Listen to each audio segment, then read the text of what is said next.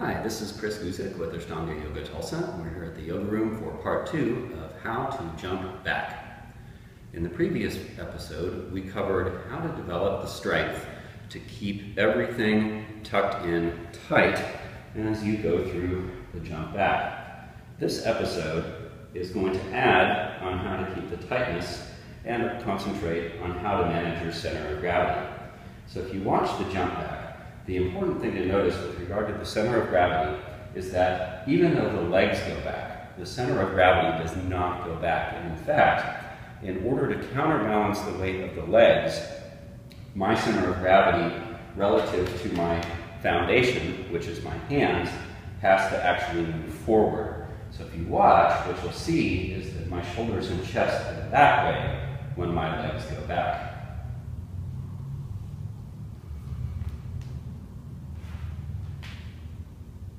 So this is what we have to concentrate on developing, is the ability to send the center of gravity forward as the legs go back. In order to develop this skill, we can look at Sun Salutation A, Surya Namaskar A.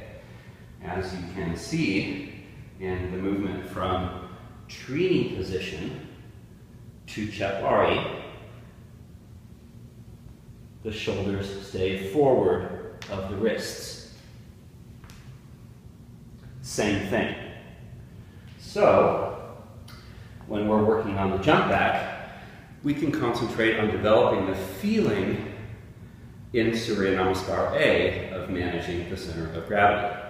So, what you have to do is let go of how many people were taught in the beginning, which is that we jump back to high push-up position and lower down. And the reason that this is problematic is because the shoulders relative to the wrists are going to move back if I jump back to high push-up position.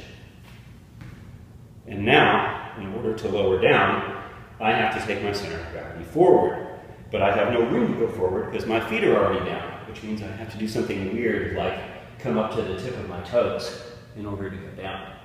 Instead, I want to be able to land right in the chaturanga position. So from Trini, I'm going to keep my shoulders forward, which means unless you're flexible enough to put the hands down and keep the shoulders forward, you're going to have to bend your knees.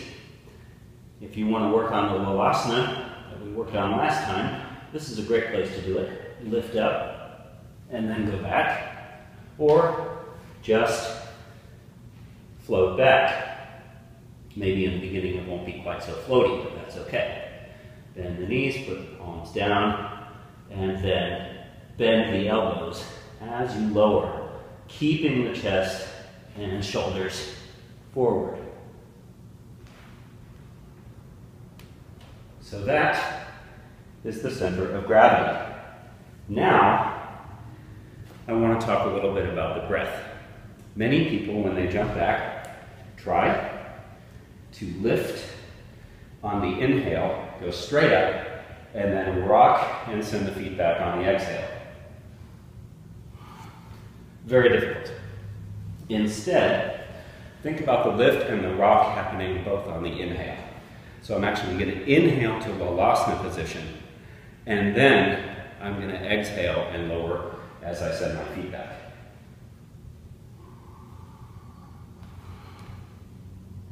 Again, I'll try to breathe a little louder so you can hear it.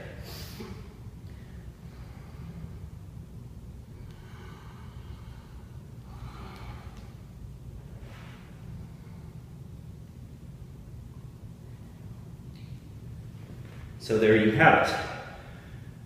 Concentrating on keeping the center of gravity going forward, thinking about the inhale, swing up, exhale, lower down.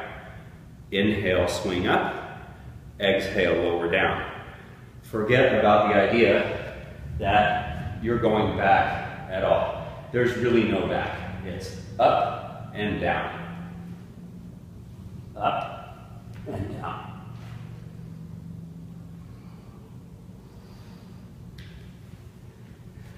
That's part 2 of how to jump back. Have a great day.